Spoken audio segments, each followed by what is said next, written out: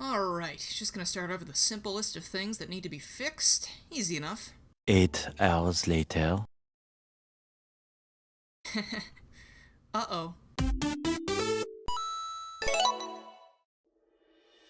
Hey there, before we start, just wanted to let you know that this is not marking a return to this kind of video. It's just I'm very proud of how this whole project turned out, and I wanted to have it all in one place for, for the people who like long-form content like I do. You can just sit back and listen to this whole thing, and, everything's fine and fun. But before we begin, I need to pass things over to me, except real. Alright, I'm gonna keep this quick because I know the average human attention span has dropped down below that of a goldfish's in the last couple years. What I'm about to mention to you is something that I believe you will enjoy, judging upon the things that I've seen you guys respond to over the last couple years. This thing is a free game. It's something that you can play on both your phone and your PC, and it's an RPG that doesn't require a ludicrous amount of time put into it, unlike Final Fantasy VII or whatever, where you gotta devote your entire life to find a save point. Nope. Forget about that, we're playing Raid Shadow Legends today! You heard me right, it's Raid Shadow Legends, the free-to-play fantasy RPG that you can play on your phone or your computer. Check out the game for yourself by clicking the link down in the description. This isn't gonna be your average Raid sponsorship ad, because for one thing, this time we've got lists. I will now tell to you my favorite 5 places where I enjoy playing Raid Shadow Legends, as per the things the Raid Shadow Legends people have asked me to do. And it just makes sense because it's a game you play on your phone, you can take it wherever you want, so why not play it? On a deserted island, with Wi-Fi. Where are all the desserts at? In bed. Outside. Haha, I can pretend I'm still inside because I'm playing a video game. In the bathroom. Aw yeah, a rare drop! And in my dreams. Whenever I roll champions here, I get everything guaranteed. For real, I just cannot get enough of this game because, like most of you, I also suffer with very short attention span problems and need to play games that will satiate that. So you just pop in a raid for a little bit, and instead of waiting for hours and hours of text to scroll by in a video game, you can just play the game and have a great time right off the bat. And of course, what's a game without updates? Raid's got updates coming out of the walls, there's so much stuff going on. And after that, there's gonna be even more because there is a steady stream of events that happen while you are playing the game. If you want to get a huge head start in Raid, all you gotta do is hit the link in the description or scan my QR code and you'll get the epic hero Chunaru, who is amazing in the Doom Tower, let me tell you. 200k silver, 1 XP boost, 1 energy refill, and 1 ancient shard. All of this is waiting for you in your inbox as soon as you jump into the game, and once you start playing, you can find me under my usual name, Garrulus64, and if you're quick enough, you can even join my clan. Now, don't you waste another second. Go click that link down there, or check out that QR code, and I will see you there, you legends, you Raid Shadow Legends people. Alright, that intro might have been a little fictitious. There were actually 200 pages of changes. Hello everyone, I'm Garrulus64, and it is finally time to tackle the big one. This game needs no introduction, does it? It is quite possibly one of the most infamous video games of all time, but today, it gets a second chance. Or at least the plot does, because I'm not one of the wizards who are actually working on making the game into something playable, and dare I say, fun. Now, usually when I set out to make these videos, I try to use each plot point and character present in the original story in a new way to try and make things more interesting. But for those of you who have played this game, there are some questionable choices that were made. And honestly, I don't want to narrate anything even remotely similar to that one scene. You know the one. And that brings us to my solution to that problem. Princess Elise, a character that is somehow less fleshed out than Princess Peach despite the latter hardly ever speaking full sentences, is no more. Yep, that's right.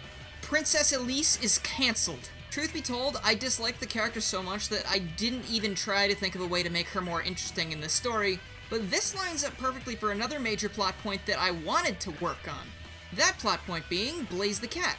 Even though she debuted in Sonic Rush, which also came out in 2006 before Sonic 06, the character's backstory was altered drastically for seemingly no reason at all. And since we have a princess-shaped hole in our story now, I'll give you one guess as to who's filling that slot. Absolutely not. You see, I had a brain blast the other day while I was thinking about this. Blaze is the guardian of the Soul Emeralds. She's also referred to as the Princess of the Soul Dimension. You know what else has soul in the name but for some reason isn't related? Soul-Liana. Soul-Liana is now the Soul Dimension's most important city, and it's where Blaze presides over her subjects when she's not off saving the world. Oh, would you look at that? We've got more changes. It's almost like all aspects of this game were inherently flawed aside from the soundtrack. Since Blaze is now in a different time and place, unfortunately, Silver the Hedgehog, this poor cinnamon roll, is totally alone in the future. He's fighting as hard as he can, but let's be real, he's fighting a losing battle, and that just breaks my heart. He's also from the Soul Dimension now, because that just makes sense. Trust me on this. And now for a few quick things before we get started for real. Mephiles, Iblis, and Solaris are now Soul Dimension entities. Mephiles can time travel at will, but cannot directly interact with the Chaos Emeralds, and that's why he doesn't just collect them for himself.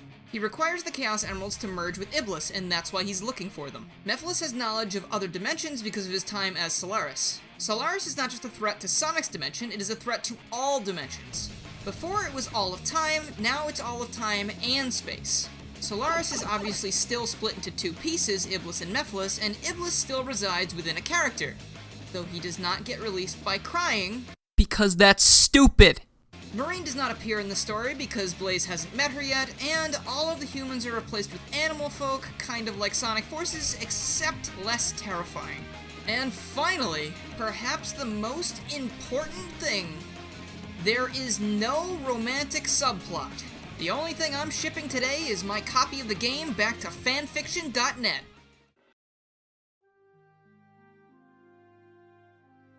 The Festival of the Sun is well underway as a boat passes through an archway.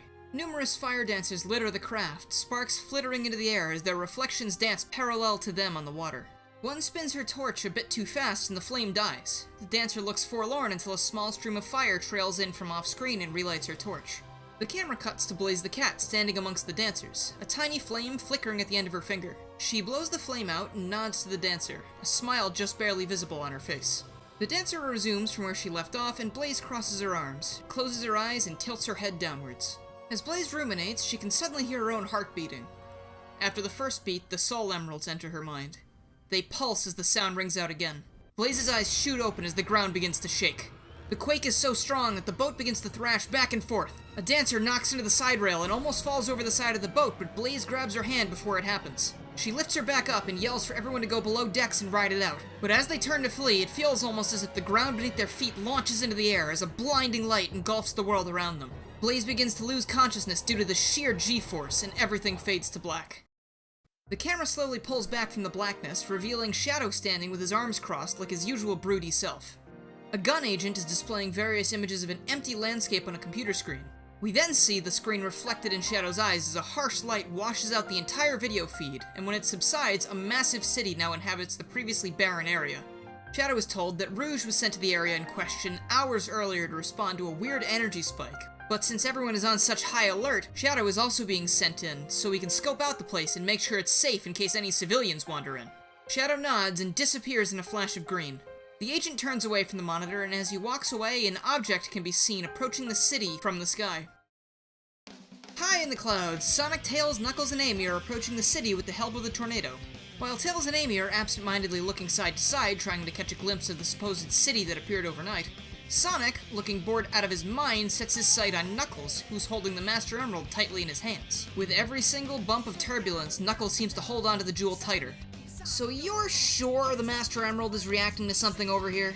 I'm always up for a trip, but I could have been here and back 50 times at the rate we're going. Something in that city has the Master Emerald all out of sorts, and I'm not willing to chance ignoring that. The Master Emerald has never wasted our time. He stands up, still holding the rock. Unlike Tails here, who still hasn't landed the plane! Give me a break, Knuckles. This place doesn't exactly have a runway I can land on. Or would you rather we crash land? Sonic bops Knuckles on the noggin, smiling and closing his eyes. Yeah, Knuckles, don't rush the pilot. He knows what he's doing. Knuckles straightens up, his eyes burning with rage. Oh, you're one to talk, you blue hypocrite! The two get into a tussle, which causes Tails to lose focus, sending the four into a nosedive. Amy, keeping her composure, simply stands up, takes out her hammer, and whacks the two brawlers off screen. Both Sonic and Knuckles fall to the floor. She brushes the dirt off her dress and sits back down without a word. Tails regains control of the plane and begins taking it down safely, still wide-eyed and uncomfortable from the whole ordeal and clearly trying not to upset Amy any further. The four friends are then seen walking through the abandoned streets of the mysterious city. Debris sometimes clogs their path, but Knuckles and Amy make short work of it. Sonic, something doesn't feel right about this. All of this carnage practically has Eggman's name written on it with a tacky red Sharpie. Sonic taps Tails on the shoulder and the fox looks up. Tails follows his finger and he can see something drifting down into the center of the massive city in the distance. Looks like you weren't far off, pal. I think it's time to make a house call. But Sonic, we're not doctors, that doesn't make any sense. Sonic dashes towards the disturbance with Tails following close behind, still protesting his choice of words. Amy and Knuckles are about to head off when Amy notices a figure across the waterway sprinting the opposite direction. She grabs Knuckles' arm, almost causing him to fall down, and she points to where she saw the figure, which has since disappeared, of course. Knuckles shrugs her off, saying how it's going to be really difficult to catch up with them now thanks to her. She doesn't take kindly to his attitude and decides that she's going to go investigate what she saw. Knuckles can do whatever he wants. Knuckles sighs and runs to catch up with Sonic and Tails, still cradling the Master Emerald in his arms. As they run in separate directions, the camera zooms out to reveal a silver hedgehog atop a building. The hedgehog seems to be unconscious, as a purple fog rolls in close to his body as the scene fades to black. Oh boy, now we're going to the future. I'm trying to tell this in as chronological of a way as possible. It's just very difficult because time travel is stupid. Just imagine that, these cutscenes would take place in different stories at different times, probably, whatever, moving on. In the distant future, the same hedgehog from before is flying through a dark red sky. A determined look gleams in his eyes. A plume of flames kicks up in front of him, causing him to stop short and snuff it out. He comes to a rest in a nearby building where he peers into the distance at a massive flaming tornado. As he takes off into the skies again, we get the typical spiel about how the future has been destroyed by a being named Iblis. It appeared suddenly and ravaged the entire world, and people were helpless to stop it. We learn that Silver here is the last person trying to bring an end to Iblis's rampage, and the poor guy hasn't seen another living soul in months. He fears that all living things have ceased to exist, and this thought burdens the young hedgehog's mind like no other. If they're all gone, is it even worth fighting? Even if I somehow win, do I really want to spend the rest of my days alone? The musing hedgehog almost drifts directly into another wall of flames. He fumbles awkwardly backwards and catches his breath. With an exaggerated arm movement, he knocks the fire away. That was a sign, Silver. You still owe it to everyone you lost along the way to see this through. He eyes the tornado in the distance, and with a close-up of his hands clenching and shaking, he shoots towards the beast, growing smaller and smaller as he moves away. Silver deals the finishing blow to Iblis, and it shrieks in pain as its body falls apart. He lands nearby, watching the monster vanish before his eyes. He lets out a soft sigh, knowing that this isn't the end of his troubles. As he turns to leave, he hears a sound that catches him off guard. Footsteps. He looks around and sees no one, and just as he's ready to dismiss it as his mind playing tricks on him, a gruff voice calls out to him from above. Silver's eyes dart to the source. His mouth hangs open. There, standing above him, is a black hedgehog with gray stripes. Come now. We have much to discuss. The hedgehog begins walking away, and Silver darts up to the ledge as fast as he can to catch up. Silver steps into a decaying room, barren aside from the remnants of a large computer taking up most of the wall. He spies the other hedgehog across the way and makes his way over to him. Still huffing and puffing from trying to keep up, he greets him. Hi, I'm Silver. Gosh, you're fast. He laughs to himself. The other doesn't even seem to breathe. Right, I'm a little shocked to be meeting you like this. I thought that you were the only one left. Yeah, but now that there's two of us, maybe we can finally destroy— You are. Silver stops. I'm— what? The hedgehog looks at the floor and closes his eyes. The only one left. He looks up at Silver dramatically. Silver isn't sure what to say. My name is Mephiles, and I am a time traveler. I've made it my life's goal to see as many different time periods as possible, but never before have I seen such devastation. He turns away and holds his arms out in front of him and looks down at his hands. When I arrived at my initial destination, 300 years from now. He turns back to Silver, who still hasn't said anything. It looked no different than what we see now. Silver's eyes widen and he falls to his knees, and then onto his hands, staring at the floor in total shock. This world is doomed, my friend, and there is naught you can do about it. Silver slams his fist into the ground, tears beginning to form in his eyes. It can't be! He lifts his head, his sadness turning to anger. I can't accept that! He stands up with clenched fists and a determined look in his eye. You said you're a time traveler, right? If you take me back in time, maybe we can stop it before it begins! Mephiles shakes his head. Time travel is much more complicated than that, unfortunately. If we were to alter the past in any way, it would create a new timeline. In that timeline, let us assume that we prevail, and that monster is never unleashed. Instead of this future being corrected, It will simply stay as it is. All the while, the saved future timeline runs parallel. I don't care! You said it yourself, there's no one left other than me! If we can ensure that someone, somewhere, can have a good future... He closes his eyes. Everything we've sacrificed here... won't be for nothing. Mephiles' eyes change slightly. He looks pleased with himself, but he returns to his previously stoic appearance before Silver can notice. You are noble indeed, child. If they could, I'm sure the denizens of this world would thank you kindly. I'm not in it for the thanks. I'm in this because it's the right thing to do. Magnificent. Mephiles holds out his hand and a purple orb grows within it. Silver. Time travel can be stressful for those unaccustomed to it. You may sustain injuries, but rest assured, I will find you as soon as I can so we can plot our next course of action. Silver nods. Mephiles then releases the orb and it surrounds them both. Silver grabs his head and practically keels over in pain before things go black. Silver's eyes crack open halfway and he sees something he's never seen before. It's dark out, but he swears he can see a tree a small ways away from him. He tries his best to reach towards it to see if it's real, but his arms aren't working. His eyes droop shut as he loses himself to the darkness again. Nearby, Mephiles is hovering just out of sight. As he watches Silver fall back into unconsciousness, he turns his head to see a boat with tons of dancing lights. He laughs to himself. All of the pawns are in place. Let us begin. He holds his arms close to his chest for a moment before uncurling and expelling a huge sphere of purple energy. As it vanishes, he looks up at the sky as a large column of light encases the entire city. Screams can be heard in the distance, but they soon get overshadowed by Mephiles' laughter.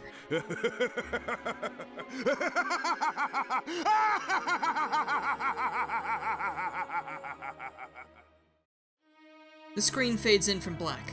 We're looking through someone's eyes as they're regaining consciousness. They look side to side, but it's nighttime and they can't see much. The figure lifts its hand into view and a cyan glow emits from it. As Silver looks around again, the dead eyes of Mephiles enter his vision suddenly, causing him to leap backwards in surprise. The camera then settles on the two hedgehogs from the side as Silver eases back towards him. So you're awake. It looks like you've bounced back from your time travel trauma rather quickly. You must be a natural. Silver still seems shaken up, but he shrugs his shoulders and manages a slight grin. He notices an intense burning feeling coming from under his skin and all over his body, but he does his best to ignore it. Now I'm sure you're wondering how to prevent the catastrophe that destroyed your world. Silver snaps out of his post-time travel days immediately. Yes, where do we start? What do we do? Mephiles closes his eyes. The Chaos Emeralds. The what now? The Chaos Emeralds. Jewels containing ultimate power.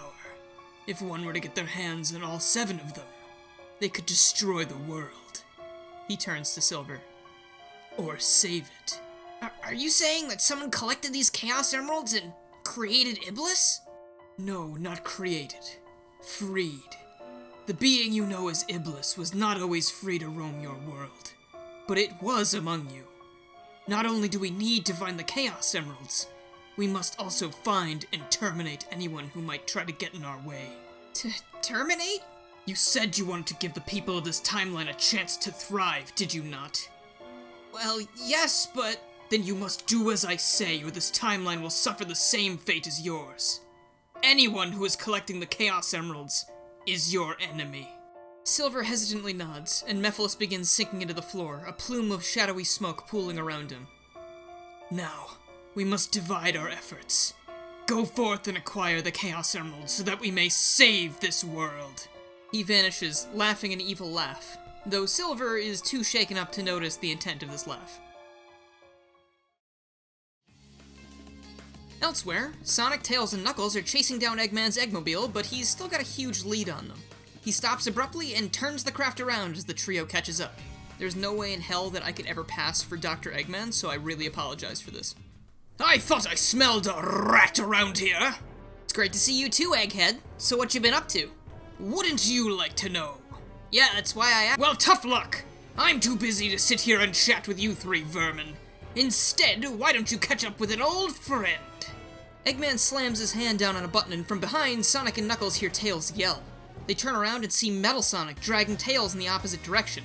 The two of them, of course, head off after Metal and leave Eggman alone, who then turns back to the dashboard and down at a radar with 7 blinking lights. What follows takes the place of the first boss fight in Sonic's story. Instead of the Egg Cerberus, we've got Metal Sonic, and it's kind of a Mach-speed race/fight. Sonic is trying to stay as close to Metal as possible while dodging all the attacks and debris he creates, but the goal is to simply reach him before the end of the track. Think of it kind of like the secret stages in Sonic Heroes, except with more Metal Sonic, because Metal Sonic makes everything better. It's a proven fact. Once Sonic and Knuckles catch up with Metal, he's promptly beaten up and gets kicked off the docks of Wave Ocean into the Wave Ocean. Tails then apologizes for getting grabbed, but Sonic and Knuckles wave it off. It's not like it was his fault, he got distracted by Dr. Eggman. The trio then runs off in pursuit of Dr. Eggman yet again, but behind them a faint glow begins to grow in the spot that Metal Sonic was just kicked into the water. By this point, Dr. Eggman has made it to Dusty Desert and has a new crew of robots digging. He barks at them to hurry up as he notices Metal Sonic's signal cut out, and he has a sinking feeling that Sonic is on the way. One of the robots below hucks a shovelful of dirt into the air, and with it, something brightly colored and shiny. Eggman smiles fiendishly and tries to grab the object out of the air with the Eggmobile's mechanical arms, but they're knocked away by a flash of purple.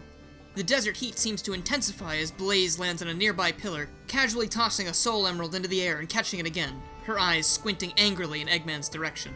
And here I thought today couldn't get any worse! Of course you were in the city when I locked onto it.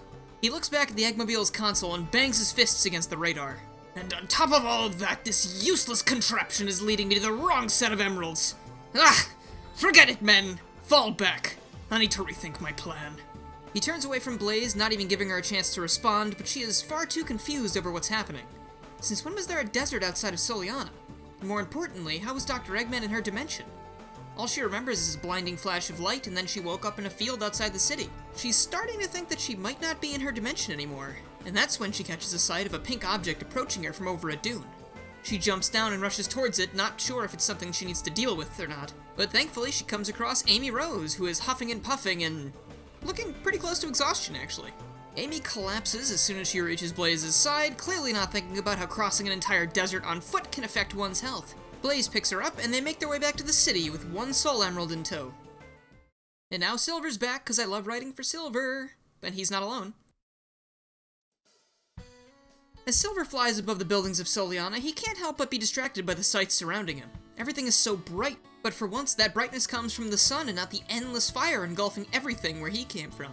Silver is so distracted, in fact, that he ignores the flash of green that pops into existence right in front of him and crashes directly into a black figure sporting red stripes, causing them both to fall down to the street below. Shadow hits the ground hard, and his Chaos Emerald bounces away from him. Silver manages to catch himself before he lands, and he winces as he sees the other hedgehog collapse in the ground a ways away from him. He slowly approaches. Are you alright? I'm sorry, I was distracted by so many things. He starts looking at the surrounding buildings again and almost loses himself in the allure of the world around him again. He shakes it off and goes to help Shadow up. Shadow clutches his head with one arm and pushes Silver away with the other. Oh, that's alright. I should have asked if you needed help first. Here, I think you dropped this when you fell. He motions to the gemstone laying in the streets and levitates it to his hand. As Silver holds the green jewel, he notices that it feels strange, almost like it was radiating some kind of energy. As he stares down at it, he realizes what it is. Shadow straightens himself out and brushes the dirt off his arms, glaring at Silver. Silver looks up at the figure and his expression changes. Mephiles? I didn't think I'd run into you so soon. And you've already found a Chaos Emerald? That's what this is, right? Shadow looks side to side, assuming that Silver's talking to someone else, but then he looks back at Silver. I think you might have hit your head a little harder than you thought. The name's Shadow, and I'd like my emerald back. But you look like Mephiles, and you look like a fool. But that doesn't mean you are one. Thanks, I think? Emerald, now. I'm very busy and I don't have time for this. Silver looks down at the rock and takes a step back, remembering Mephiles' words. I'm sorry, I don't have time to waste either. We need the Chaos Emeralds, and if you're trying to keep them from me, then you're my enemy! Silver assumes a battle stance, and Shadow growls from afar. Already being pressed for time and agitated, having run into the stranger who's insisting on keeping his emerald, he prepares for battle. And now it's time for a Shadow-Silver boss fight. Depending on what story you're playing, you'll be playing as that character during the fight. If you're playing as Silver, Shadow fights using minor chaos powers such as spears and short-range teleportation, followed by homing attacks.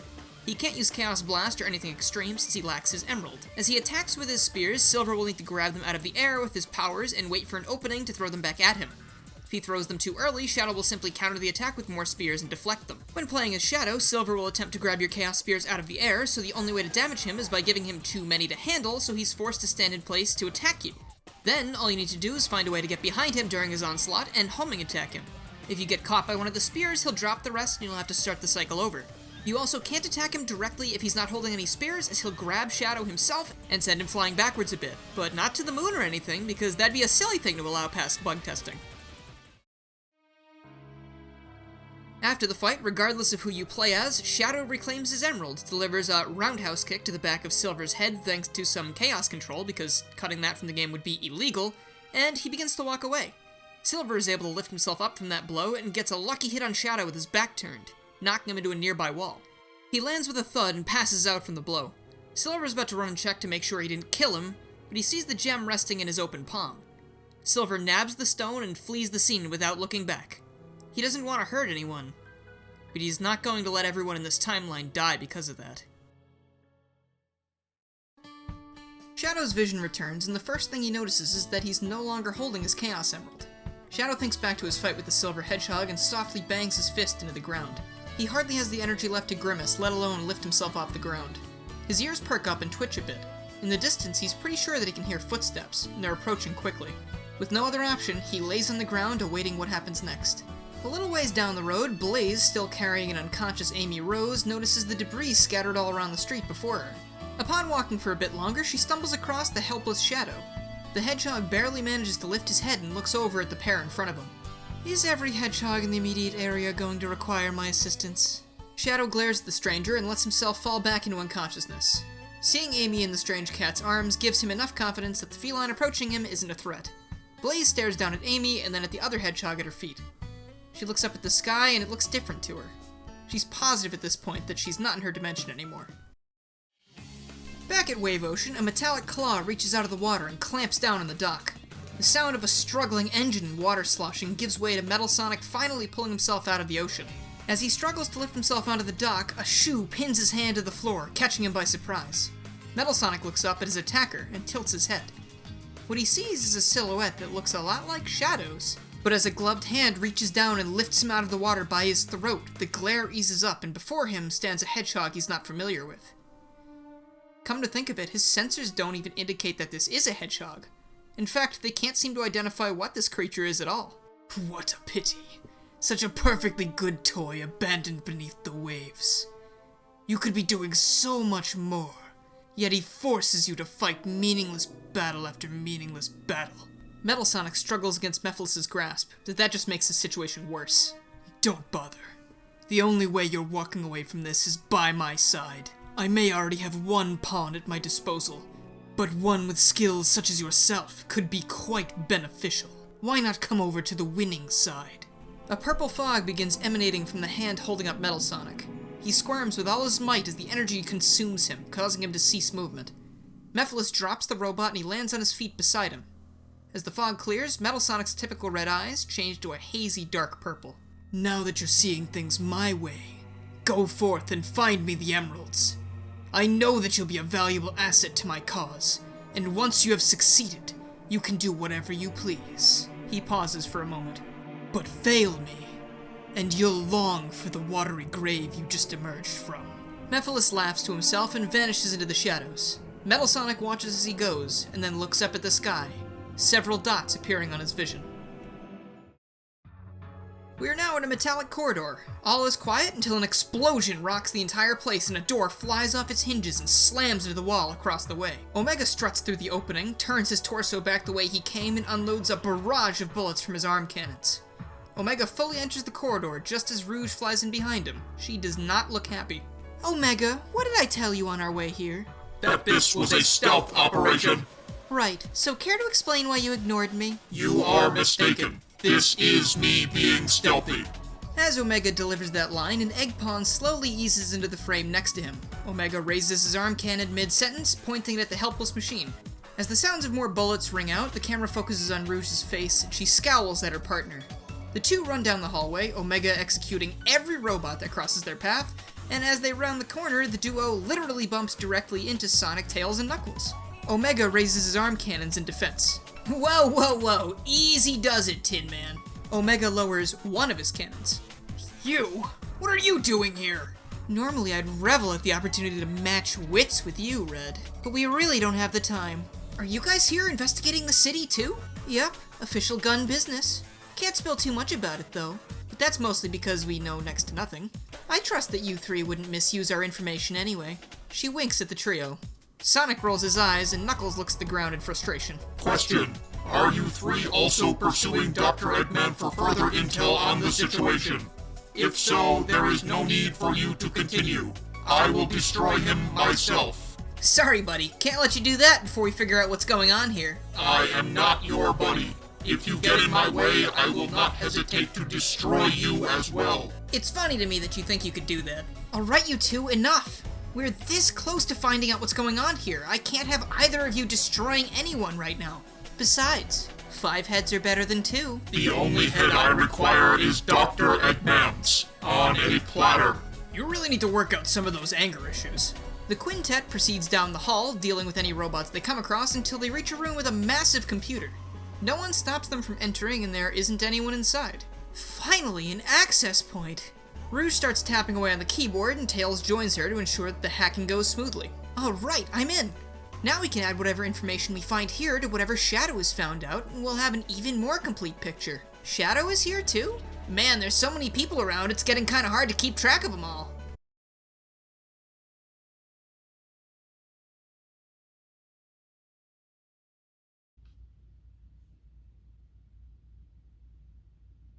Rouge works her way through the computer, clicking on file after file until she comes across a curious log. Here we go. This file is massive and rather recent too. Entry FOD. After a recent setback involving interdimensional conquest. Failed, might I add, because of you-know-who, a particular legend was brought to my attention thanks to my soul dimension counterpart. A formidable force that he hadn't even been able to locate. The Flames of Disaster. An ancient power responsible for a monumental cataclysm thousands of years in the past. Being a soul dimension entity, it's not surprising that I hadn't heard of it. The most similar thing I could equate it to would be chaos from our world. However, I don't think this force is a direct parallel. All I know is that if I was able to harness this power somehow, my enemies wouldn't stand a chance, and I like the sound of that. In the meantime, though, I might have another idea of how I can free myself of some troublesome vermin. Be a dear and turn around, would you? The gang looks up from the screen, and then at each other. Tails is the first to look over his shoulder, and behind them, a very smug-looking Dr. Eggman. His hand slams into a button on the wall, and a giant glass container closes the group in. Did you really think I'd just let you waltz into my base and do whatever you wanted? Well, it's not like you've been able to stop us from doing it before. This didn't feel that much different. Always with the sass. You should reevaluate your predicament before running your mouth. Omega readies his weapons again and fires everything he's got at the glass. The entire chamber fills with a dark smoke and the organics begin coughing. Tails spins his tails as hard as he can and manages to push the smoke far enough away from the group that they can catch their breaths. Were you trying to kill us or him? Think before you act, man. Oh, that is hilarious coming from you. What did you just say? Guys, now really isn't the time for this. I'll really miss that about you, Tails. You always knew how to keep the riff-raff in line. Honestly, your intelligence impressed even me.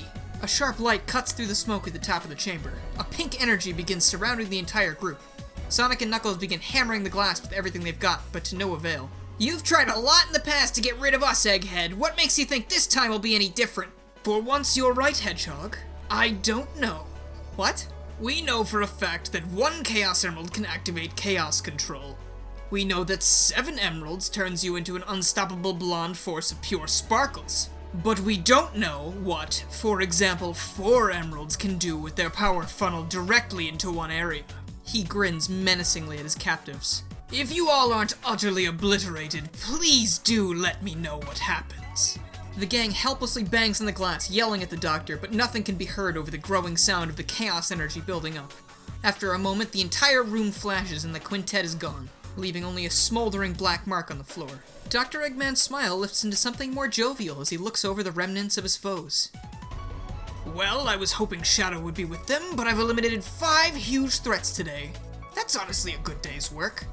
Now, to find the rest of the emeralds. Eggman walks out of the room and disappears down the hall. Elsewhere, Silver is running through the jungle in search of more emeralds. He lifts a massive stone boulder and sends it flying through a wall, creating a new path for himself.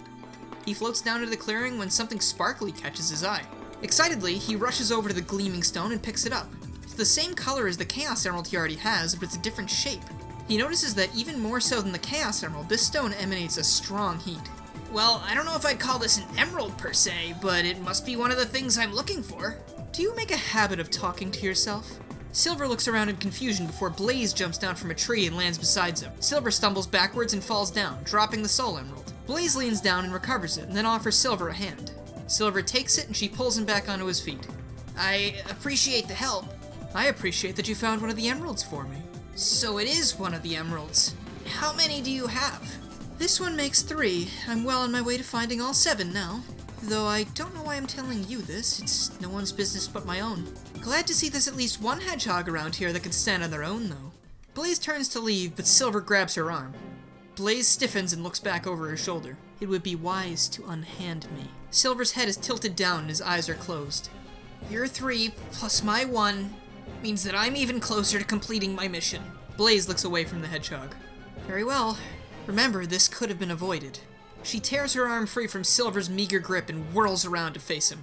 Do you want a Silver and Blaze boss fight now? Because that's what's happening. In this fight, Blaze displays similar techniques to Shadow, except she's using fire instead of energy attacks. She's also a lot faster and harder to defeat as a result.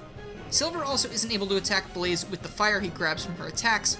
Instead, he has to use the various debris found around the arena to attack Blaze when she's charging a massive fireball.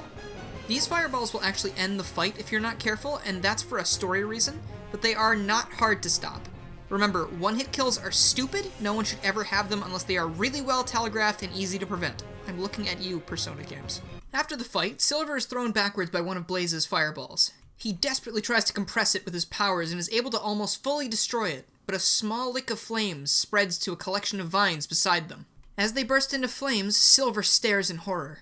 Before his eyes, he sees the fire spreading, but when he closes his eyes, he's back in his world, devastated by the same terrible power. His eyes flash to Blaze, who is approaching him, more fire crackling in her palms. Stop, please! Don't burn anything else!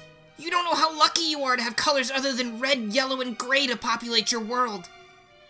I promise to save this world. I can't be the reason it burns. Please, you can have the Chaos Emeralds. Just stop, please. Silver weakly drops to his knees and relinquishes his only emerald to Blaze. Blaze allows herself to cool down. She looks concerned at the newcomer's distress, so she takes one of her emeralds out to get his attention. You're not from my dimension, are you? Thanks to some context clues, I don't think you're from this one either. Otherwise, you'd recognize that this isn't a Chaos Emerald. Silver looks up in surprise. He studies both jewels and then looks up at Blaze sheepishly. Oh, sorry. Who are you? Where are you from? And where did you get this? She points to the Chaos Emerald. Silver looks forlorn over everything that's happened. He slowly stands back up, holding the emerald in his hands. If I tell you, you'll think I'm crazy. Besides, if I wait too long, it might be too late to stop Iblis.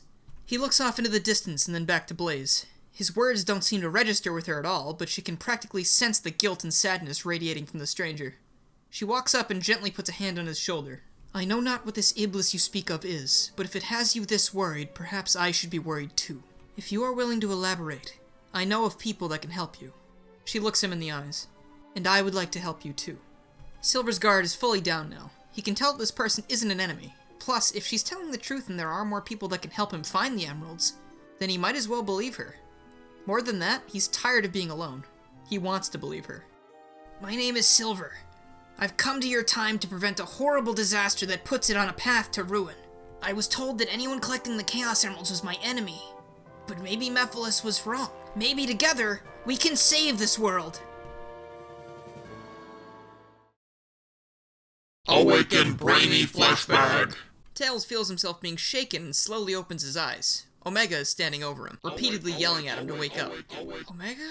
What are you yelling for? I was just... He stiffens when he remembers what happened previously. Scanning the area, he quickly locates Knuckles, Rouge, and finally Sonic, all unconscious and breathing several feet away.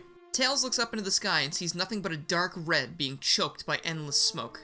I require your intelligence. Tails ignores the bot's words and walks to the edge of the building they're standing on and looks out over a decimated world. Lava pours from the windows of adjacent structures.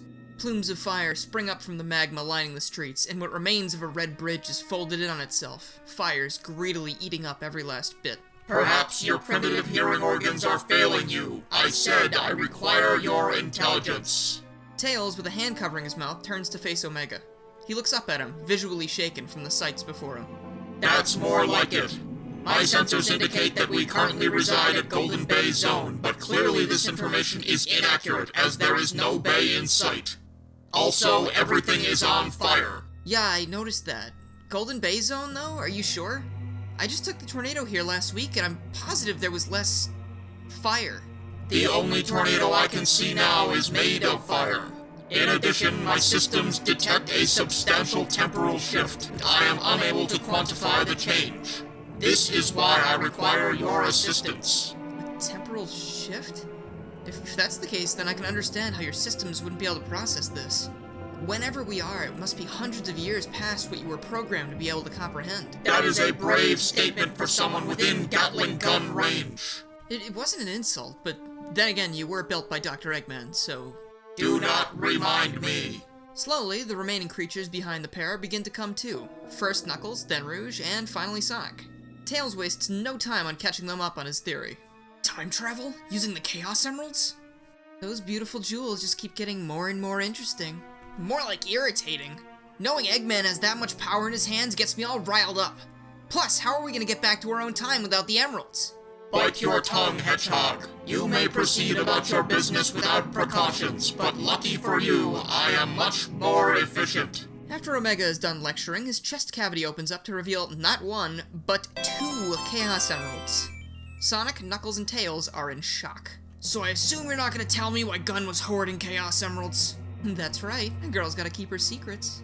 She winks at the trio. Before Knuckles can protest any further, the ground below them begins to shake. The tremor is so powerful that even Omega is knocked off his feet. He falls onto his back and struggles to pick himself up, almost like a turtle. The tremor dies down, but in its place, the air seems to vibrate as a deep, gurgling roar reaches the hero's ears. What in the world? Oh good, so the situation could get worse. I guess I was just being hopeful before. Whatever that was, it sounds like it's on the prowl, and I'm not sure I want to sit still and welcome it with open arms. Good point, but where do we go? It doesn't look like there's a safe place left in the world, let alone this city. Well, for starters, I'm gonna start running, cause that usually helps solve problems after all. Sonic winks and throws a thumbs up before dashing in the opposite direction. And here's your Crisis City level, enjoy. Though this time it doesn't take place in Solion, it actually takes place in Golden Bay Zone, otherwise known as the place that City Escape is. And I only know that name because Sonic vs. Speed Battle, so thank you, Hardlight team. After a while, the gang manages to put some distance between themselves and the unseen threat, and they come to a rest on a familiar red bridge, or the remains of it, rather. Do you think we lost it? Almost as if on command, the middle section of the bridge explodes from the force of something slamming into it from below. Hey everyone, it's your boy Iblis, and he's not happy. Quick note, he doesn't actually say that, but that would have been great. What is that thing? And more importantly, how did it catch up with us that fast? Whatever it is, the Master Emerald and Chaos Emeralds don't seem to like it very much. I can feel their energy going haywire.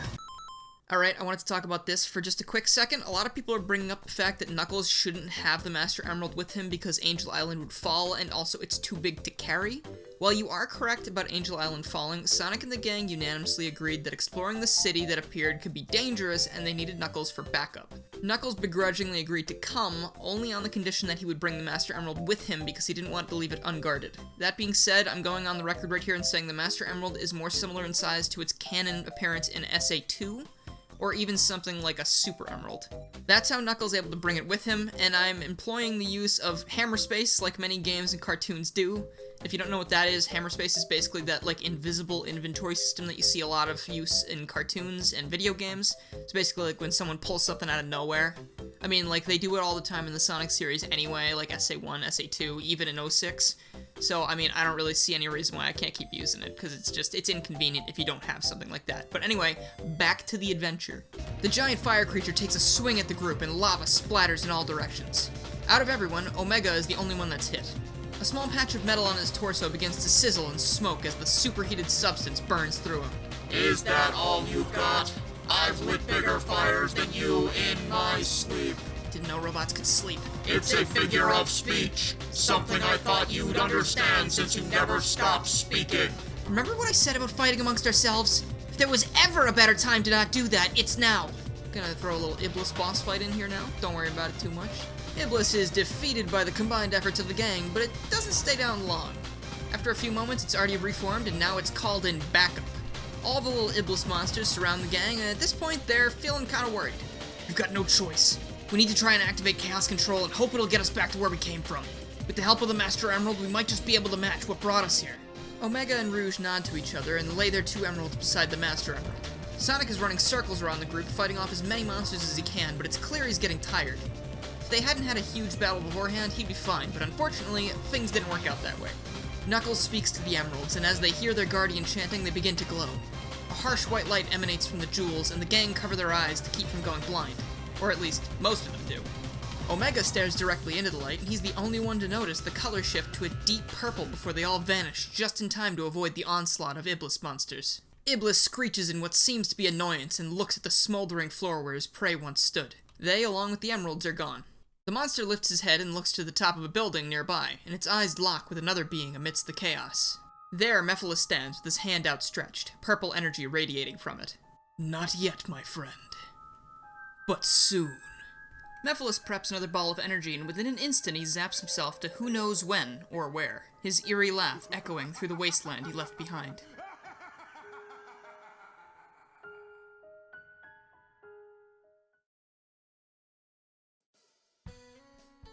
Back in the present, Silver and Blaze have just returned from Tropical Jungle and are walking through the streets of Soliana.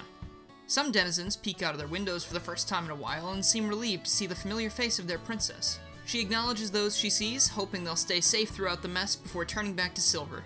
So, you've been alone for a very long time, it seems. I don't blame you for being untrusting of others. It's not that I didn't want to trust people, but Mephiles said...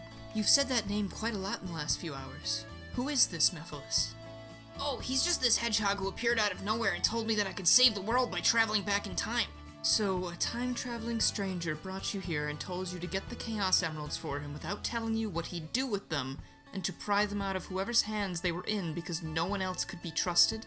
Well, when you put it like that, it sounds a little bit suspicious. But he was the first person you'd seen in a long time, so you clung to his every word out of fear that you'd be left alone again. It's not just that, I wanted to help people. I didn't want anyone to live through what I had to, and I figured that Mephiles was granting my wish. If I could just stop Iblis from ever being freed... He gestures up at the sky.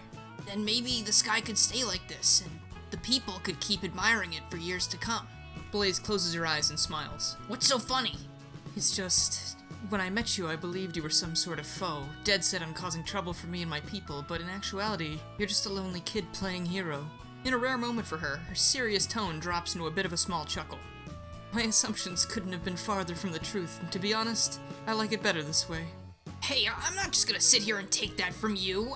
I'm serious about my mission. Please calm down, Silver. I did not mean to offend. After all, what are some jestful words amongst friends? Silver stops mid-walk. Friends? We're friends now? Well, I promised to help you save the world after you promised to let me help. I made some friends of my own a while back after going through something similar, so sure. You know what they say. The more the merrier. Yeah! Things will definitely be more merry when I'm not all alone. Oh, so you're after friendship, are you? Well, friends give each other gifts, so how about this? Silver is knocked off his feet by a flash of black and red. Now, how about you be a pal and give me my emerald back? Silver attempts to stand up after getting struck by Shadow, but Shadow plants his boot firmly into his back. Getting caught up in the moment, Silver's fist clenches and Shadow is bathed in a cyan glow. Shadow is tossed backwards and slams into a streetlight, which causes it to crack and topple into a nearby building as Silver levitates himself to his feet. Stop this senseless fighting at once! Shadow, you have to hear him out! And Silver, what sense is there in fighting back? You're just proving his delusion's correct! Silver looks back at Blaze, taking his eyes off of Shadow just for a moment. Shadow, however, seizes this opportunity to dash into Silver, delivering an elbow directly to his stomach.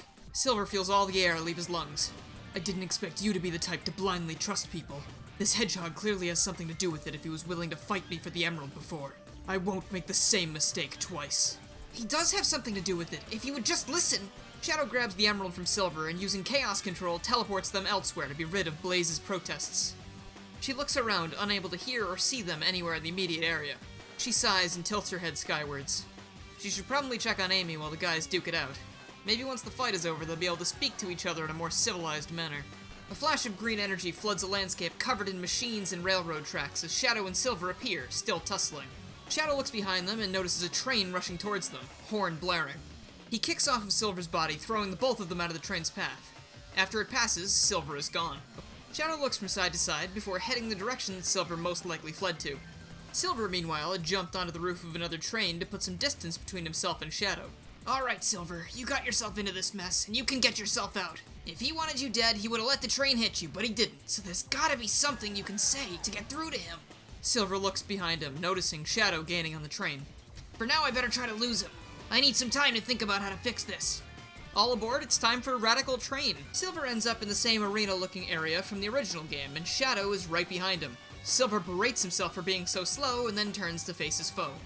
Wait, can we talk about this? I'm sorry for earlier, I promise I didn't mean any harm. Oh really, you didn't mean any harm? Because there was actually a lot of harm done. You could have fooled me.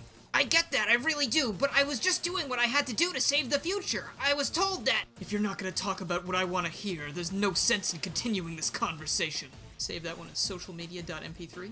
He assumes a battle stance, urging Silver to do the same. Silver thinks back to Blaze's words from before, which leads to Silver closing the distance between him and Shadow. No, I'm not going to fight you. I made a mistake, and I'm willing to admit that. My intentions might have been in the right place, but it doesn't excuse what I've done. Thankfully, Blaze got to me before I did something I couldn't take back. But this is something I can fix. Shadow swings at Silver, causing him to leap back in surprise. But if you won't believe me, I'll show you through my actions that I'm not your enemy. Now we have a little twist on a traditional boss fight, so instead of going all out fighting Shadow, Silver instead goes on the defensive. This is one of those timed fights where you just need to survive the encounter. Shadow unloads a barrage of various chaos moves at you, and you just need to block them with debris found throughout the area. At the same time this is going on, Blaze is sweeping the streets near where she left Shadow and Amy to locate the soul emerald she sensed in Tropical Jungle. Amy is nowhere to be found, and she can't tell if that's because she got up and walked away, or because something else happened while she was focusing on her own business. If it was the latter, she'd have a hard time forgiving herself for failing her friend like that. Look out below! Blaze's attention is grabbed by a voice from above. Tails is floating safely down from the sky, holding up Knuckles. The pair touches the ground, and Knuckles sighs in relief. See, I told you the Master Emerald could get the job done. I guess you're right. You know, everyone always says you're a knucklehead, but I think you're pretty smart, Knuckles. Ha! Much appreciated, buddy. Wait, what are people saying about me? Right as Blaze is about to approach the pair, she hears more voices from above. Omega, we're gonna fall if you don't let go! Negative. Rouge has carried Shadow and I in the past quite easily. If she can't handle the two of us, Shadow must exercise more than you. Did you just call me fat? Negative. But now that I look at you, you do look like you are packing on the pounds. You know, this really isn't helping anything. The gang below hears some screams, and before long, Sonic and Omega face-plant into the street nearby, with Rouge touching down afterwards, huffing and puffing. Blaze looks pretty done at this point. Hedgehogs from the future, Shadow's brash attitude, Sonic falling from the sky, and on top of it, her city was still sitting in an entirely different dimension than it's supposed to be. Not to mention the soul emeralds were still mostly missing. Sonic pokes his head out of the small crater and looks up at everyone who landed safely. Oh, hey everyone, yeah, glad to see you made it down okay. Blaze, good to see ya. He stands up and brushes himself off before doing a double take at Blaze. Hey, wait a minute, you're from another dimension. How'd you get here? Not that it's not good to see a friend, but last time this happened it was because... I have no idea what's going on. I'm emotionally exhausted thanks to all the hedgehogs I've been babysitting. Now 2 of them are fighting somewhere, Amy is gone, and if Silver's to be believed, all of this is part of some deranged plot to destroy everything as we know it. She rests her head against her gloved hand. One of those hedgehogs wouldn't happen to be our gracious leader, would it? Gracious is not the word I would use, but yes. Shadow and Silver are off somewhere, and I've been searching the streets relentlessly looking for Amy, who seems to have just disappeared. Oh no, she was with us, wasn't she? I didn't even notice she was gone. I noticed, but I figured she'd be alright. She knocked us out on the plane, so I stopped paying attention to her. Carelessness aside, we might be able to help find Shadow at least, but I don't have the slightest clue as to how we could go about finding the girl. Rouge turns to Omega. Omega, you can still locate the emeralds with your radar, right? I assume Shadow still has his, so wherever that is where we'll find him. And this Silver as well. Omega stays silent. Omega, did your audio sensors get damaged in the fall? I need your help. Oh, do you need my help? I was thinking of ignoring you, much like you ignored my need for help moments ago. I am not gonna put up with your attitude right now. If you want to blame anyone for that, blame Sonic. Omega makes some beeps and boops. Blame has been recorded on Sonic's file. He will pay dearly for this aggression at a later date. Hey, what? I do feel pretty bad about all this. We had no idea any of this was going on. We've actually been going through a lot ourselves for the past few hours. Or years. I don't really know how time travel works. You're time traveling too? Who else do you know that's been traveling through time lately? We didn't know it was possible until a bit ago. That other hedgehog I mentioned, Silver. He told me he came from the far future, a world that had been ravaged by a terrible creature. Nothing but fire and endless darkness plagued it, and he was stuck there by himself for a long, long time. Normally if I heard anyone say that, I'd think that person lost their mind, but there was something very sincere about how he talked about it that made me trust him. I believe it too. We just got back from the future and it's pretty much exactly what you just said. Fire, darkness, giant evil creatures. I knew he was telling the truth. Either that or he'd perfected the art of lying, but between us, I think it'd be very easy to tell if he was. Chaos Emerald located. They appear to be surrounded by trains. Perhaps they are training for something. Alright, gonna ignore that. Blue, you know what to do. I'll get them both back here as soon as I can. Sonic runs off, leaving the others in the dust. Meanwhile, the gang confers with Blaze on their next move. None of them notice the purple smoke bubbling up from the ground in the alleyway beside them. Back with our dueling hedgehogs, Silver is still holding his own against Shadow, except at this point he's being worn down quite a bit. Shadow kicks away the last few objects between him and Silver before delivering a hefty kick to his foe's chest, sending him tumbling backwards and into a nearby beam. Silver groans as Shadow closes in on him, readying a Chaos Spear in one hand. So you won't fight back? No matter how hard I hit you? No matter how many times? Silver nods weakly and puts his hand out to protect himself. Suit yourself. Shadow hurls the energy blast at Silver and he closes his eyes, expecting to feel the pain of it ripping into him, but that pain never comes. He looks up at Shadow, whose hand was now absent of chaos energy. He then looks behind him at the beam he was propped up against. A smoldering crater had formed in the section directly above his head where the blast had struck. Are we done here? You've proven your point. I might have acted out of anger before, but that makes us even for you acting out of ignorance when we first met. Shadow reaches his hand out to help Silver up, but before Silver can take it... Shadow, stop! Sonic drops from above between the two hedgehogs. He's not our enemy. I've seen the future he's talking about, and it's all true! Did you want me to stop trying to help him up, or was there something else you didn't want me to do? I appreciate the help. Don't get me wrong, but I really could have used it a few minutes ago. This guy really packs a punch. Sonic stands down, and Shadow follows through on helping Silver up. He's so beat up, though, that almost immediately has trouble standing on his own 2 feet. Sonic and Shadow make sure to support him on either side so he doesn't go toppling back to the ground. Now, there's a lot I need to catch you up on, but maybe we should go back to see the others first. That sounds like a plan to me. I think we're all finally in the same place too, so it'd be good to get our information straight. Shadow nods and activates Chaos Control, and in a flash, the trio is back with their entire squad. Blaze approaches the hedgehogs to aid the injured Silver, while Shadow stands by his fellow team members. You just had to go and prove you were the strongest, didn't you? That wasn't the whole point. He still might have been a threat. My sensors indicate that he poses not even a small threat to me, but then again, I am an advanced war machine capable of devastating thousands on any battlefield. Weren't you pouting earlier because I dropped you from 10 feet in the air? Keep talking like that, and not even your wings will save you from the thin ice you're on. Omega tenses up after his comeback, and his head rotates towards a nearby alley. Omega whips out his Gatling guns and points them towards the disturbance. Something does not feel right. I sense danger, danger, danger, danger. He steps in front of Shadow and Rouge and the rest of the gang as a hedgehog emerges from the shadows. The hedgehog steps forwards towards the group, his arms dangling before him and his head bobbing slowly side to side. He lifts his head up, still rocking gently from side to side, and makes eye contact with Omega, who hasn't backed down from his defensive position. Greetings, all. I see you've met my friend Silver. Has he told you about the disastrous future that you're headed for? I told him this would be much simpler if he were to gather the emeralds without causing a fuss. But now that we're a united front, perhaps things could go a bit smoother. Mephiles looks at Omega and tilts his head to the side. A smirk surely would have rested upon his face if he had a mouth. Sonic looks at Mephiles, and then at Shadow, and then back to Mephiles. I am so confused right now. Shadow, are you related to this guy? Mephiles, we've gathered a lot of the emeralds. We're almost ready to save the future, just like you said. You've done well, Silver. Perhaps if you'd tried this hard sooner, you could have been the savior you sought to be to the people you left behind in your time. What? What people? Why, the ones you left behind, my dear pawn. Did you really believe that there was nobody who escaped Iblis's wrath, based only on the information given to you by a mysterious time traveler? Do you know what I think? I think you are in a hurry to escape that apocalyptic place, so you latched onto anything that might save you.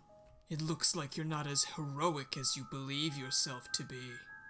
No, you lied to me! You made me abandon my world when there was still hope! You tried to turn me against these people! What else have you been lying about? Mephiles laughs coldly and looks over the group. His eyes rest on Omega, who has decided on his own that it's now time to fire everything he's got at the creature before him. Mephiles is struck with a barrage of bullets, to everyone's shock. The hedgehog stumbles backwards a bit, his head now facing the sky due to the force of the attack. He rolls his head back into place, sickening cracking sounds emanating from his neck as he does so. The gang can see impact marks where the bullets collided with his body, but there's no holes, just scratches. Well, that wasn't very nice, Omega. Rouge, shouldn't you teach your friends some manners? How do you know us? Who are you? That, Shadow, is something I can't reveal to you just yet. But there is something I'd like to bring your attention to. Mephiles clenches his fists and a wave of purple energy envelops him. When it passes, standing before the group is not the Shadow lookalike Silver had been accustomed to, but a being seemingly made of crystals. Its piercing red eyes bring everyone a great sense of dread. He snaps his fingers, and from afar, Metal Sonic appears, something pink and red struggling to get out of his clutches.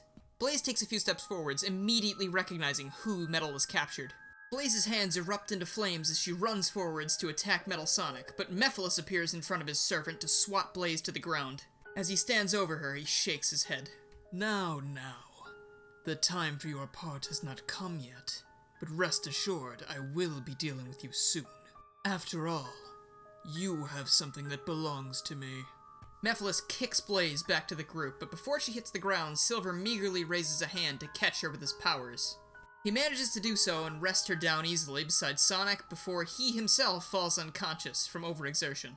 I don't know who you think you are, but if you had any hand in that ruined future we saw, we'll stop you. And we might even go easy on you if you give us our friend back. He motions to Amy, still trying to free herself from Metal's grasp. If I did that, then how would I be able to hold up my end of the trade? What trade are you talking about?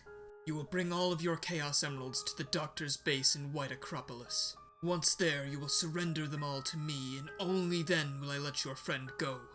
If you try anything or attempt to fool me, you will not like what I will be forced to do. With another snap of his fingers, Metal Sonic rushes to his side and the three vanish into a purple fog. Our heroes are left dumbstruck, damaged, and clueless as to how they can get out of this one. The scene fades to black on Sonic's fist as it tightens at his side. Everything around Blaze is dark. She can't tell where she is, but she knows she's not in Soliana anymore. She also can't seem to move. The last thing she remembered was trying to stop Mephiles and Metal Sonic, and then pain. As her thoughts and heartbeat raced, a soft sound caught her attention. It started off quiet, but steadily grew until it was perfectly audible.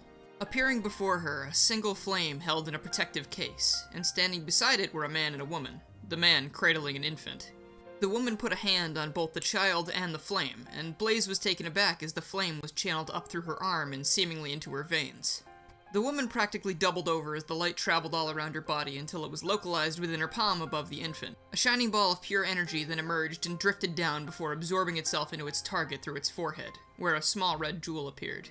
The baby then began to cry while the woman collapsed, the man trying his best to help her while making sure not to drop what Blaze assumed to be their child. Now both on the ground and their faces in full view, Blaze recognized her father, the former king, which would make the woman beside him her mother, someone who she'd only seen in paintings and photographs. As the child continued to cry, Blaze's mother kept her hand on her, which was met by her husband's. The three sat there in silence for what felt like hours to Blaze before a wavering voice put the silence to rest. My dear Blaze, I'm sorry that I have to pass this burden on to you, but there's naught else we could do without risking the world. Just know that I exhausted every avenue before it came to this. We might be prolonging the safety of the world, but at the same time, this curse will be harming you. My world.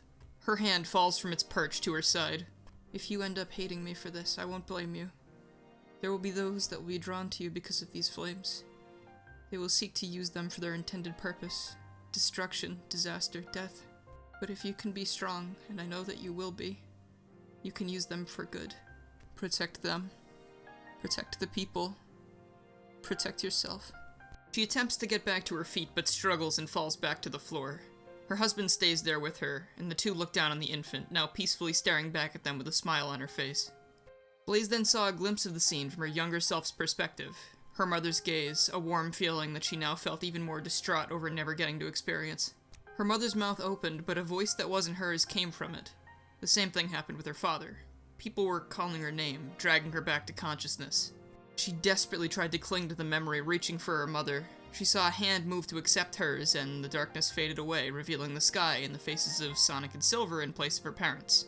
Silver was reaching to take her outstretched hand, but put his hand back by his side when he saw Blaze open her eyes, clearing his throat at the same time. Thank goodness you're awake. While you were out, Mephiles got away, but worse than that, you just sort of kept bursting into flames.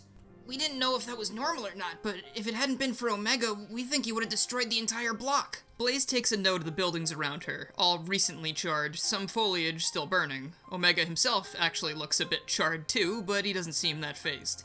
Some citizens of Soliana had amassed around the heroes, all of which were staring at Blaze with fear in their eyes. She wasn't sure if it was for her sake or because of what had happened. And to think Rouge says I'm the hot-headed one. Now isn't the time for jokes, Omega. Oh, so Sonic is the only one allowed to joke in the face of impending disaster? Forgive me for thinking otherwise. Blaze, I don't know what just happened to you, but if you're alright, we need to get going. They've got Amy, and I don't think that Mephiles guy is playing around. We don't have a choice right now. We need to give them the emeralds. I will be fine. However, I now understand what he meant by me having something of his. I fear that this may be much more of a dangerous situation than any of us had thought. Well, what dangerous situation can't be solved with some good old-fashioned teamwork? We're all in this together, right? Nothing's been able to match up so far. Rouge is right. If we all stick together, we can save Amy and stop Mephiles. And anyone who messes with the Chaos Emeralds has to answer to me.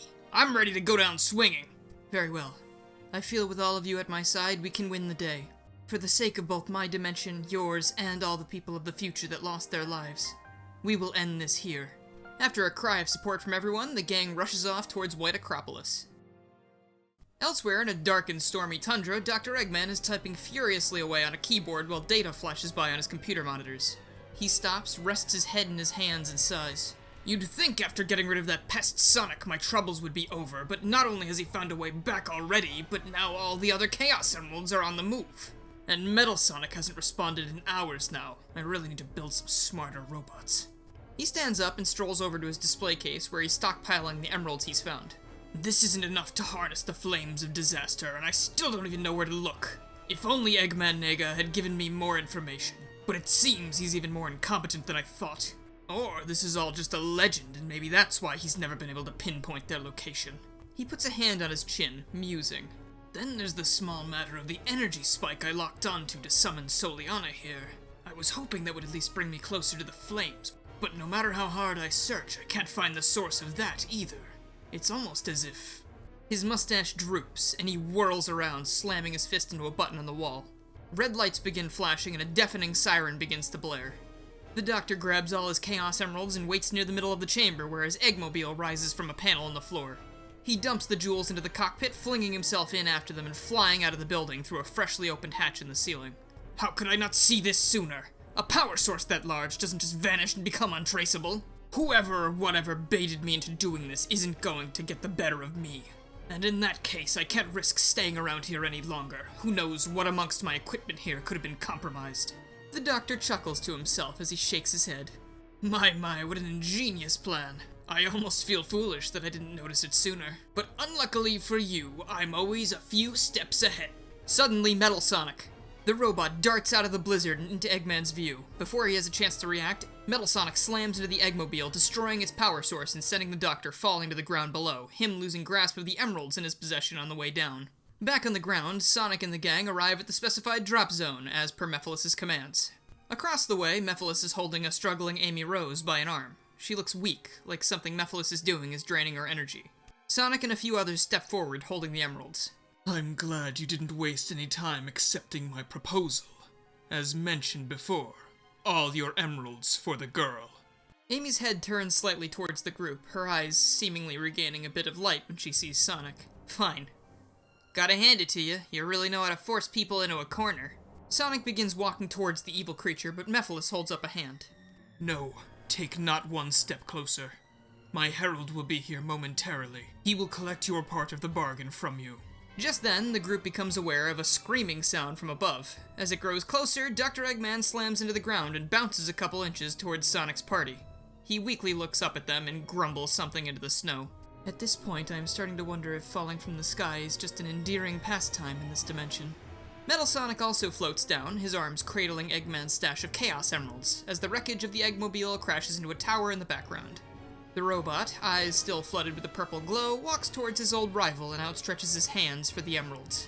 Sonic scowls at the robot, but he doesn't respond in any way. One by one, the emeralds are collected from the heroes, neither them or Eggman able to do anything to stop it. Eggman sits up, staring down Metal Sonic. You've betrayed me for the last time! You're scrap metal, you hear me? Sensors indicate a lack in free will. Metal Sonic is being controlled. Further proof, anyone with functioning eyes can tell that purple is not his programmed eye color.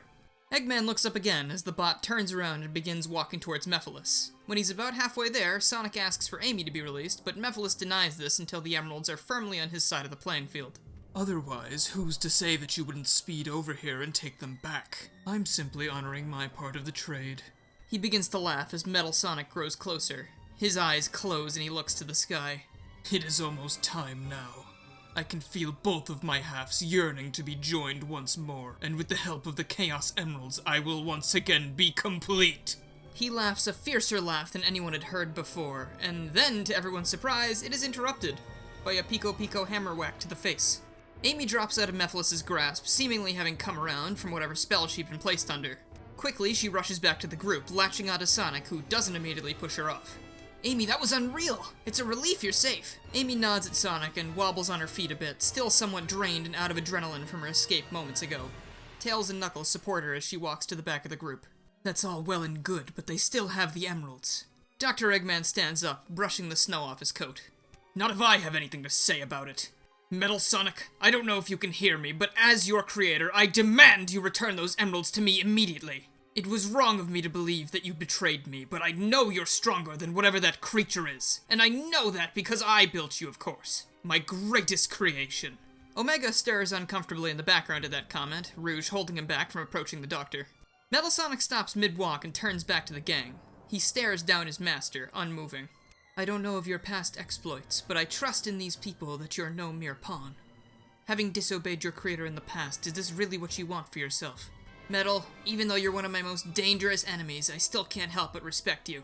You're my equal in almost every way, so I know you have too much pride in there to let someone just control you like that, because I know I wouldn't.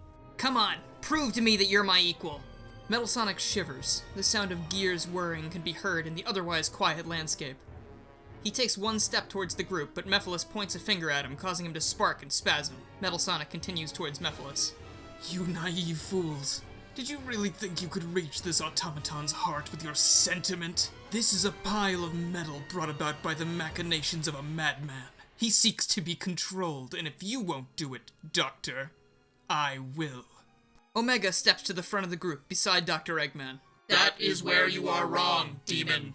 We machines might have been built as pawns, but one critical factor that you have overlooked is the growth even one like us can undergo given the right people are involved. And if our sentiment won't reach through the fog you've placed in his mind, perhaps bullets will. Omega grabs Dr. Eggman and puts him in a headlock. The robot's other arm transforms into a Gatling gun, and as it begins to power up, he points it directly at the struggling doctor, who begins screaming for help. Sonic and the others are caught off guard by this sudden act of extreme violence, but they begin to plead with Omega to stop what he's doing. There's a greater enemy at hand. I know this comes from a place of revenge, Omega, but you need to heed my words as someone who's been there. It doesn't end the way you think it will. Yeah, big guy, I'm all for getting rid of the doctor, but this isn't the way to do it. Your words mean nothing. This is the end for you, Doctor. Eggman is screaming his lungs out, smashing Omega's arms with his fists, trying to free himself, and suddenly, Omega is knocked off balance. He drops the doctor, and he falls onto his back. Metal Sonic stands above him, placing a foot on his chassis, arms spread in a protective stance before his master. His eyes are once again the piercing red that the gang had come to know and fear. Omega looks over the rest of the group from his position on the ground. For the record, I was not going to execute the Doctor. I may want to see this snow run red with his spilled blood, but it was all a tactic to free Metal Sonic from Nephilus's control. Your pleas against my actions really helped sell the lie. Thank you. He then rests his head back down, unable to move under Metal Sonic's strength. Metal, you have my thanks. He places a hand on the bot's shoulder, and he stands down, looking back across the field at Nephilus. Things seem to be turning up well for the gang at this point, but that's when they realized that Metal had dropped the Chaos Emeralds when he rushed back to help Dr. Eggman. The emeralds were now sitting at the halfway point between the heroes and the villain. Sonic, don't you think it's time you did your thing? Heh, you don't gotta tell me twice. Sonic dashes forwards, Blaze close behind him before anyone could tell her to stay back. No one was really sure if she was fully recovered yet. As the two near the emeralds, a flash of purple places Nephilus directly at the center of all seven. Acting quickly, Sonic skids to a stop, but Blaze keeps going. Nephilus grins as much as someone without a mouth can and outstretches a palm towards the approaching cat. Just as planned. You're finally ready to play your part. Now, release that which you have kept from me for all these years! A spear of pure energy erupts from Nephilus's palm, striking Blaze directly through the stomach. She stops, eyes wide, the rest of the gang, even Dr. Eggman, looking on in total shock. Nephilus retracts his blade slightly, a fiery ball of energy smoldering at the end of it. Blaze stares it down as she's reduced to her knees before falling flat to the ground, but not before the red jewel on her forehead shatters. Sonic, seeing this happen, blasts forwards faster than anyone has ever seen him move before. Nephilus simply waves his hand towards the approaching hedgehog, throwing him backwards, landing beside Blaze. The demon, with his hand still outstretched, motions for the ball of flames to approach him, which it does. The gang approaches the two downed heroes, helping Sonic up and not being sure of Blaze's fate. Before being able to determine it, however, Nephilus speaks up again. It is absolutely glorious to behold when a plan goes exactly as you envisioned. A feeling I'm sure you're not familiar with, Doctor.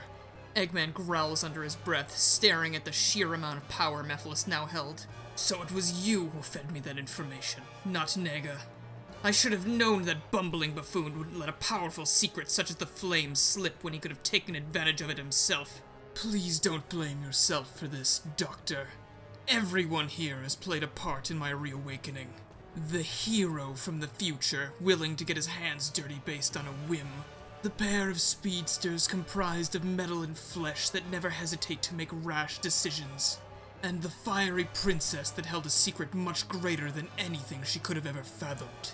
If even one of you hadn't been here, I may not have found myself in the position I am now. So on behalf of Iblis and myself, I humbly thank you for all allowing Solaris to live again. The Chaos Emeralds begin to spin around Nephilus. As they get faster, the ball of flames breaks apart to join the emeralds in their rotation before the fusion of gemstone and fire collides with the cackling Nephilus. This creates a white flash that engulfs everything. We're in the endgame now. One by one, the heroes and Dr. Eggman arise from unconsciousness and look around. The world is distorted, to say the least. Reality was warping so drastically that the very colors in the air and even on themselves seemed to bleed out of them and mesh with the landscapes around them. The two people who hadn't arisen were positioned some ways away, a kneeling Silver beside a still motionless Blaze. The party advances towards them, fearing the worst, as Silver looks up to meet their gaze, looking panicked. I don't understand what's wrong with her. There's no wound or anything. She's breathing, but even that seems like it's getting harder for her. Please, we need to help her. But how? Everyone seemed to be at a loss, most of them appearing to become more upset by the second. Dr. Eggman walks over to a nearby wall with a clenched fist, and he punches directly into it, following suit with the other hand. Nephilus played us all for fools. Even I was just another actor in this twisted fantasy play he cooked up. If I'd just seen through this sooner. You heard him. We all fell for it. There's no sense in beating yourself up about it when you could be using that 300 IQ you're always boasting about to help us figure this out.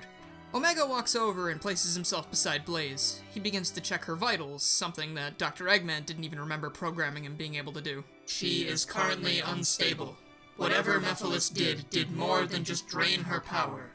She is cold, almost as if the fire has left her soul completely. She may be fine, or she may not. It is hard to tell when things such as mystical elements get involved. To everyone's surprise, Knuckles steps forward, holding a Chaos Emerald devoid of color.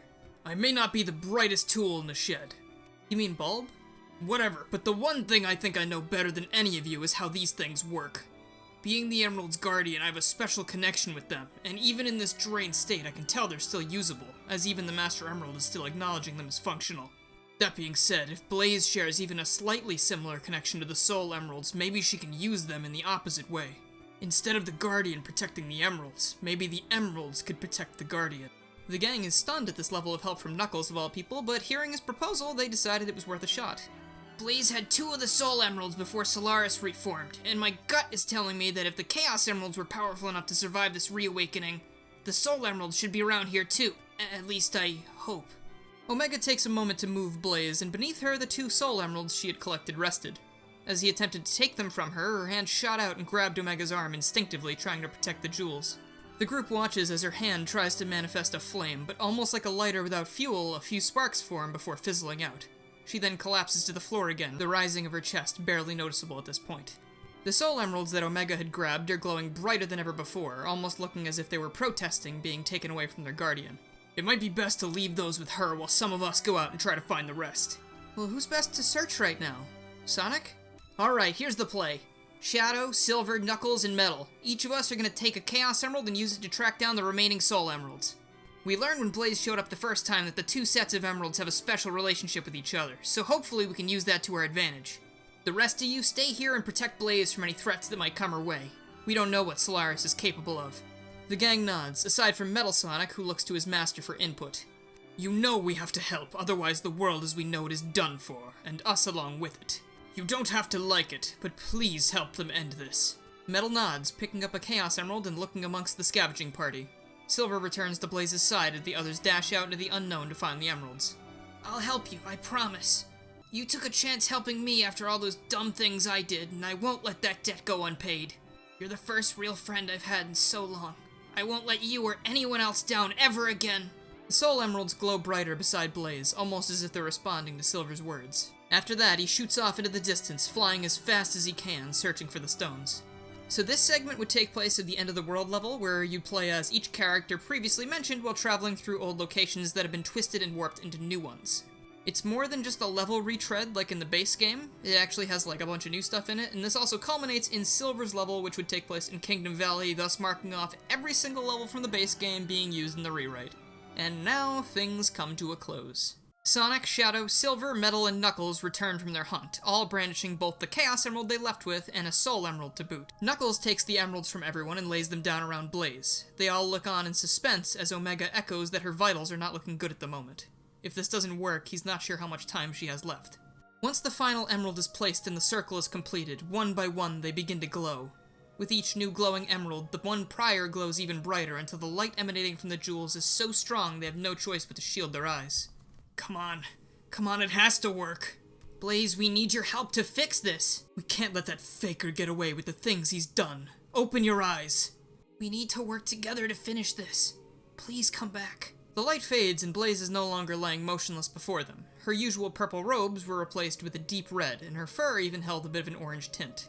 Most surprisingly, the jewel on her forehead was now restored, and as a result, the cat practically blew away the depressing cold that had sit in on the area ever since Solaris' reawakening. The Soul Emeralds. They restored my power despite my soul being barren of flames. I never knew the legends of Solaris were true.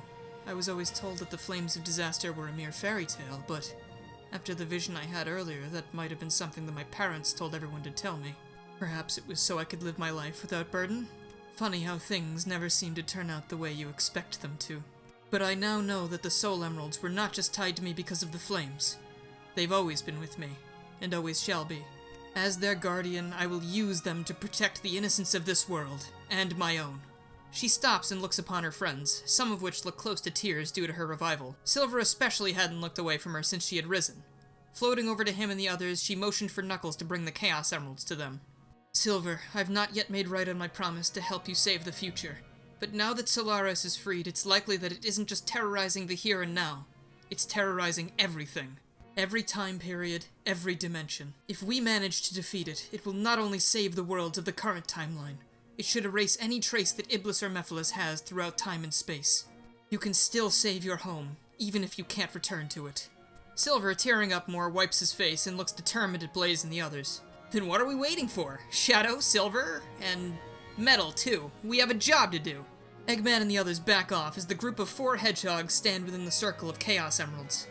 They rise into the air, sparkling all colors of the rainbow before regaining their color thanks to the pure hearts of the 3 hedgehogs, and also Metal Sonic is there, but he doesn't really affect the process that much.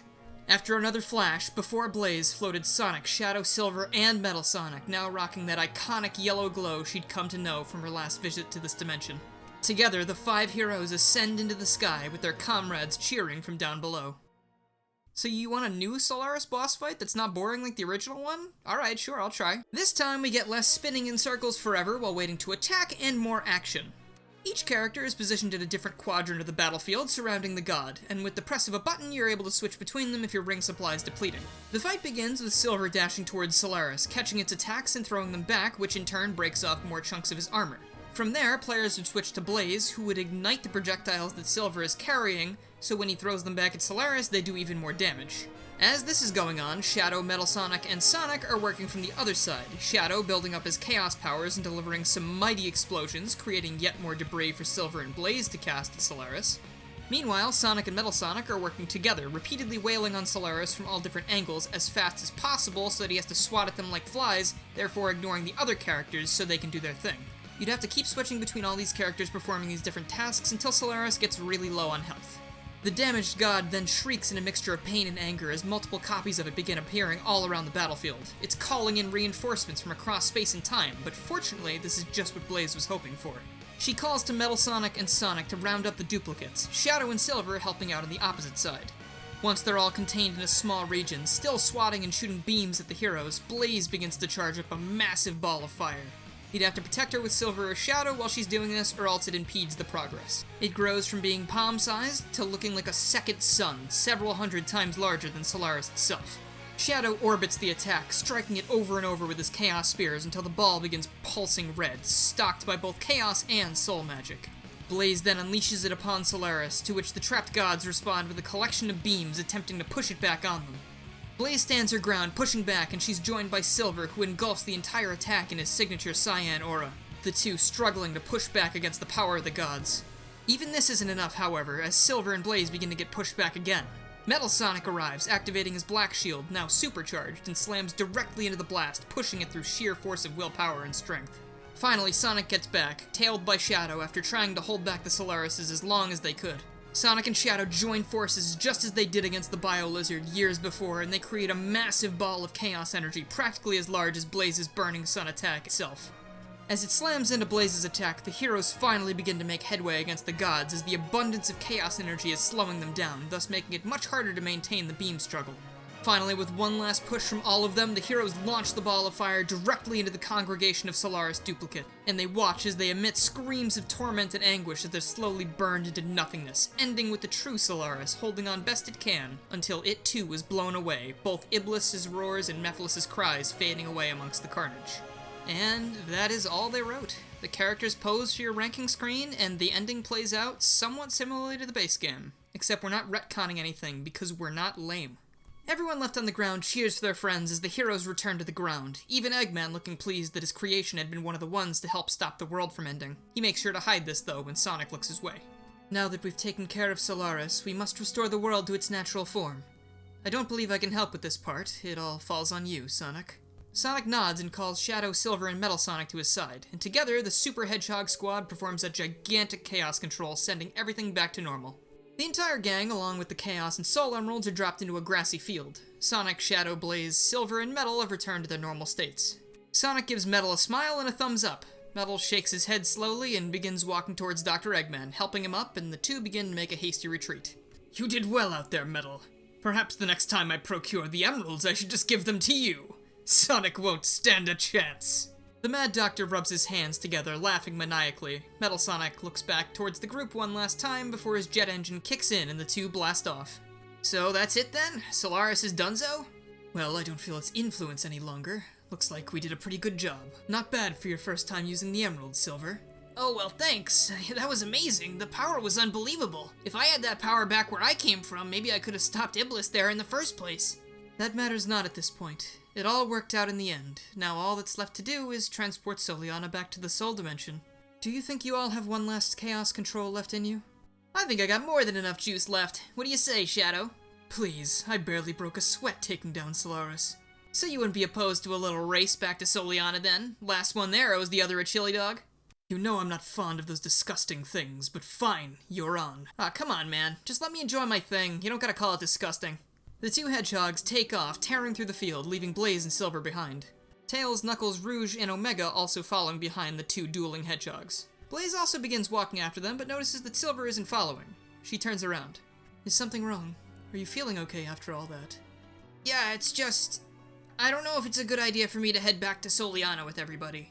After you're gone, I get the feeling I'm gonna be alone again, like everything that happened before I met you would make it so they don't really want me around.